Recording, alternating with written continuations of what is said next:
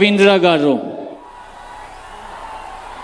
కొల్లు రవీంద్ర అనే నేను శాసనం ద్వారా నిర్మితమైన భారత రాజ్యాంగం పట్ల నిజమైన విశ్వాసం విధేయత చూపుతానని, భారతదేశ సార్వభౌమాధికారాన్ని సమగ్రతను కాపాడుతానని, ఆంధ్రప్రదేశ్ రాష్ట్ర మంత్రిగా నా కర్తవ్యాలను శ్రద్ధతో అంతఃకరణ శుద్ధితో నిర్వహిస్తానని, భయం కానీ పక్షపాతం కానీ రాగద్వేషాలు కానీ లేకుండా రాజ్యాంగాన్ని శాసనాలను అనుసరించి ప్రజలందరికీ న్యాయం చేకూరుస్తానని దైవ సాక్షిగా ప్రమాణం చేస్తున్నాను.